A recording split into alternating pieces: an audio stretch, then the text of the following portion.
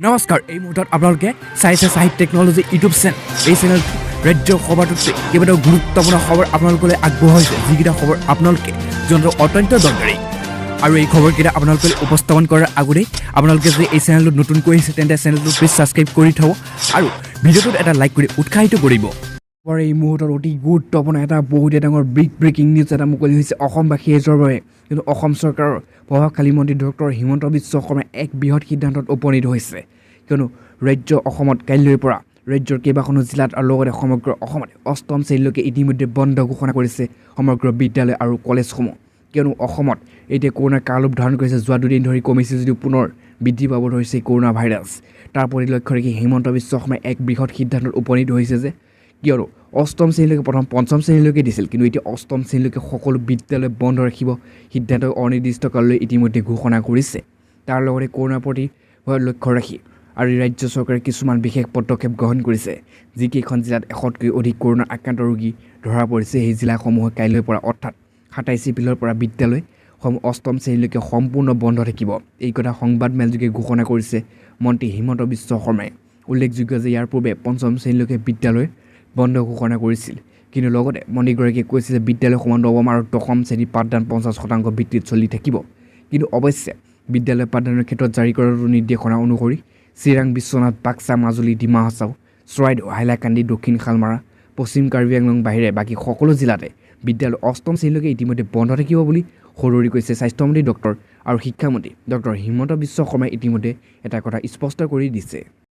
পাছত এই মুহূৰ্তৰ অতি গুৰুত্বপূৰ্ণ এটা বহুতে ডাঙৰ বিগ ব্ৰেকিং নিউজ মুকলি হৈছে অসমৰ সকলো ছাত্ৰ ছাত্ৰীসকলৰ বাবে কিয়নো ছাত্ৰ ছাত্ৰীসকলৰ বাবে এক বহুতেই ভাল খবৰ সকলো ছাত্ৰ ছাত্ৰীসকলে যেতিয়া প্ৰতিবাদ সাব্যস্ত কৰিছিল আৰু এই প্ৰতিবাদ সাব্যস্ত কৰাৰ পিছতে ছাত্ৰ ছাত্ৰীসকলে এক সকাহ কিয়নো ইতিমধ্যে পৰীক্ষাসমূহ স্থগিত কৰা হৈছে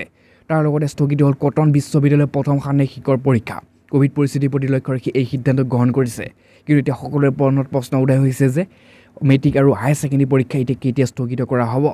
কাৰণ কৰোণা ভাইৰাছ কোনো মানুহ চাই নিশ্চিতভাৱে নাহে কাৰণ কৰোণা ভাইৰাছে সকলো দেহতে সোমাব পাৰে সেই প্ৰতি লক্ষ্য ৰাখি এতিয়া ছাত্ৰ ছাত্ৰীৰ জীৱনলৈ এতিয়া কি হয় এতিয়া পৰৱৰ্তী সময়ত জনা যাব কিন্তু প্ৰথমে ইয়াত কৈছে স্থগিত হ'ল ইতিমধ্যে কটন বিশ্ববিদ্যালয়ৰ প্ৰথম ষাণ্মাসিকৰ পৰীক্ষা আৰু কোভিড পৰিস্থিতিৰ প্ৰতি লক্ষ্য ৰাখি এই সিদ্ধান্ত গ্ৰহণ কৰিছে বিশ্ববিদ্যালয় আৰু লগতে কৈছে পৰীক্ষা বাতিল দাবী শিক্ষাৰ্থীয়ে সাব্যস্ত কৰিছিল ভয়ংকৰ প্ৰতিবাদ আৰু অৱশেষত কটন বিশ্ববিদ্যালয়ে স্থগিত ৰাখিলে প্ৰথম ষাণ্মাসিকৰ সকলো পৰীক্ষা সকলো জল্পনা কল্পনা অন্তত ছাত্ৰ ছাত্ৰীসকলে এক সকাহ কৰিছে কিয়নো কৰোণা ভাইৰাছৰ সংক্ৰমণৰ প্ৰতি লক্ষ্য ৰাখি ইতিমধ্যে স্থগিত ৰখা হৈছে ষাণ্মাসিকৰ পৰীক্ষাৰ পাছত এই মুহূৰ্তৰ অতি গুৰুত্বপূৰ্ণ এটা বহুতে ডাঙৰ বিগ ব্ৰেকিং নিউজ মুকলি হৈ আহিছে কিয়নো কৈছে এই সপ্তাহত বৃদ্ধি হ'ব কোভিডৰ আক্ৰান্ত ৰোগীৰ সংখ্যা এই কথা স্পষ্ট মন্তব্য কৰিছে স্বাস্থ্যমন্ত্ৰী ডক্টৰ হিমন্ত বিশ্ব শৰ্মাই কিয়নো হিমন্ত বিশ্ব শৰ্মাই এক বৃহৎ সংবাদমেল সম্বোধন কৰি তাত এই কথা নিশ্চিত কৰি দিছে যে এই সপ্তাহ সাৱধান কিয়নো এই সপ্তাহত ভয়াৱহ ৰূপ ধৰিব কৰোণা ভাইৰাছে কিয়নো দিনক দিনে বৃদ্ধি পাইছে কৰোণা ভাইৰাছ তাৰ প্ৰতি লক্ষ্য ৰাখি অসমত লকডাউন দিয়াৰ হ'ব পাৰে সেয়ে সকলোকে হাই এলাৰ্ট জাৰি কৰিছে হিমন্ত বিশ্ব শৰ্মাই ঠিক একেদৰে বৃদ্ধি হোৱা ICU সংখ্যাও এই কথাও স্পষ্ট কৰে হিমন্ত বিশ্ব শৰ্মাই কিয়নো ইয়াত প্ৰথমতে অতি গুৰুত্বপূৰ্ণ কথাটোৱে কৈছে যে এই সপ্তাহত বৃদ্ধি হ'ব কোভিড আক্ৰান্ত ৰোগীৰ সংখ্যা ঠিক এনেদৰে বৃদ্ধি কৰা হৈছে ICU সংখ্যাও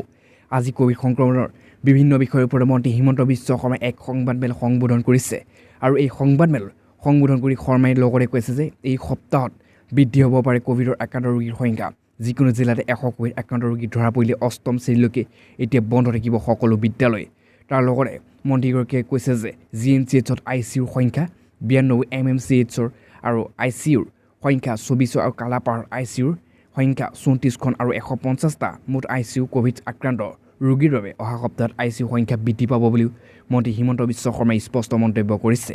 কিন্তু উল্লেখযোগ্য যে অতি গুৰুত্বপূৰ্ণ কথাটো হৈছে নাৰ্ছিং হোমৰ কৰ্তৃপক্ষে ৰেমডিচিভিৰ প্ৰয়োজন হ'লে GMCHত ল'ব পাৰিব আৰু তাৰ লগতে 2500 ৰেমডিচিভিৰ ব্যক্তিগত খণ্ডৰ চিকিৎসালয়ৰ কাৰণে মজুত ৰাখিছে আৰু লগতে 1568টা মূল্যত ক্ৰয় কৰিব পাৰিব ব্যক্তিগত খণ্ডৰ চিকিৎসালয় এই মুহূৰ্তত আন এটাই বহুতে ডাঙৰ খবৰ মুকলি হৈ আহিছে কিন্তু অহা 31 মে'লৈ অসমত বন্ধ থাকিব জাতীয় বিদ্যালয় তাৰ লগতে কৈছে যে কোভিড সৃষ্টি পৰিস্থিতিৰ বাবে অসম জাতীয় বিদ্যালয় অফলাইন শ্ৰেণীসমূহ 31 মে' পৰ্যন্ত বাতিল কৰা হৈছে আৰু তাৰ লগতে 27 এপ্ৰিলৰ পৰা নিৰ্ধাৰিত ৰুটিন অনুসৰি সকলো শ্ৰেণী অনলাইন যোগে পাঠদান অনুষ্ঠিত হ'ব আৰু এই সময়ছোৱাত খোলা থাকিব বিদ্যালয় কাৰ্যালয় আৰু অনলাইন যোগে শ্ৰেণীসমূহ 3টা পৰ্যায়ত অনুষ্ঠিত হ'ব ৰুটিন আৰু প্ৰতিটো বিষয়ক পাঠদান গুগল মিট আৰু এপৰ জৰিয়তে অনলাইন অনুষ্ঠিত হ'ব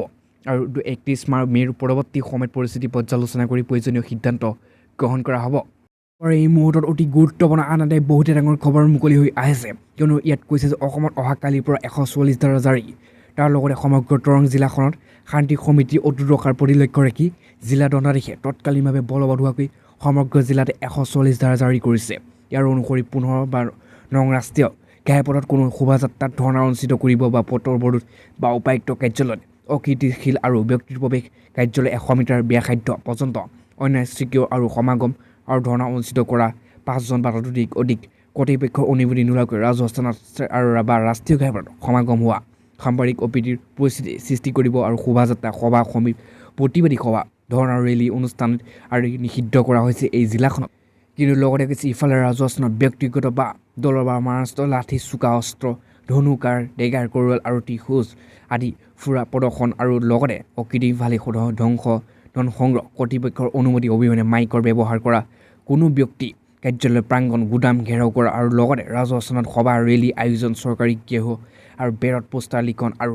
জিলাৰ লগতে জিলাখনলৈ অথবা আৰু সন্ধিয়া 6 বজাৰ পৰা ৰাতিপুৱা 7 বজালৈকে সকলো ধৰণৰ ফেৰী নাও আৰু বট চলাচল আদি সকলো বন্ধৰ নিষেধাজ্ঞা জাৰি কৰিছে। কিয় এই বৃহৎ সিদ্ধান্ত গ্ৰহণ কৰিছে অসমৰ এইখন জিলাত, কিয়নো ইয়াৰ উপৰিও অসামৰিক লোকে সামৰিক পোছাক পৰিধানৰ ক্ষেত্ৰতো নিষেধাজ্ঞা প্ৰযোজ্য হ'ব আৰু এই নিষেধাজ্ঞা অমান্য কৰাৰ বিৰুদ্ধে বিহিত ব্যৱস্থা গ্ৰহণ কৰা হ'ব। পুনৰ নিৰ্দেশ নিদিয়া পৰ্যন্ত এই নিষেধাজ্ঞা বাহাল থাকিব বুলি ইতিমধ্যে স্পষ্ট কৰি দিছে এইখন অসমৰ দৰং জিলাত। এই মুহূৰ্তত অতি গুৰুত্বপূৰ্ণ এটা বহুতে ভয়ংকৰ খবৰ মুকলি হৈ আহিছে, কিয়নো ইয়াত কৈছে যে গুৱাহাটী দ্ৰুতগতিত বৃদ্ধি পাইছে ক'ভিড ৰোগীৰ সংখ্যা। তাৰ লগতে কৈছে বিচনা আৰু আই চি ইউত কেনেকৈ সাজু কৰা হৈছে স্বাস্থ্যমন্ত্ৰীয়ে জনালে বৃহৎ ঘোষণা, কিয়নো অসমত এতিয়া দিনক দিনে এই সপ্তাহত বৃদ্ধি পাব ধৰিছে কৰোণা ভাইৰাছে আৰু ক'ভিড কেছ বৃদ্ধি পাইছে যদিও হাতৰ পৰা পৰিস্থিতি ওলাই যোৱা নাই। বৰ্তমান GMCHত সম্বোধন কৰা এক সংবাদমেলত স্বাস্থ্যমন্ত্ৰী ডক্টৰ হিমন্ত বিশ্ব শৰ্মা আৰু এই সপ্তাহত যোৱা সপ্তাহৰ তুলনাত ক'ভিড কেছ বৃদ্ধি হ'ব পাৰে বুলি ইতিমধ্যে আশংকা প্ৰকাশ কৰিছে মন্ত্ৰীগৰাকীয়ে। আৰু লগতে যোৱা সপ্তাহত যিমানখিনি কেছ বৃদ্ধি হ'ব বুলি ভবা হৈছিল সিমানখিনি হোৱা নাছিল, ৰোগীক বিচনা দিব পৰা গৈছিল। কিন্তু ইপিনে উক্ত সংবাদমেলত গুৱাহাটীত মুঠ কিমান বিচনা আছে তাৰো হিচাপ দাঙি ধৰিছে মন্ত্ৰী হিমন্ত বিশ্ব শৰ্মাই। যোৱা সপ্তাহত 260খন বেড গুৱাহাটী চিকিৎসা মহাবিদ্যালয়ত দিয়া হৈছিল আৰু 13টা ICU ক'ভিডৰ বাবে ৰখা হৈছিল সদৰি কৰি। কিন্তু যোৱা 10 দিনত দ্ৰুতগতিত কাম কৰিছে আৰু পাছতে 260জন বিচনাৰ লগতে 180খন নতুন বিচনা সংযোগ কৰা হৈছিল বুলিও মন্ত্ৰীগৰাকীয়ে জানিবলৈ দিছে। ইয়াৰ লগতে ICU 13টাৰ পৰা 92টালৈ বৃদ্ধি কৰা হৈছে দাবী কৰিছে। ইয়াৰ উপৰি অতিৰিক্ত MMCH আৰু 24টা ICUত আৰু কালাপাহাৰত 38টা ICU আছে বুলিও সদৰি কৰিছে। গুৱাহাটীৰ 3খন হস্পিটেলত 154খন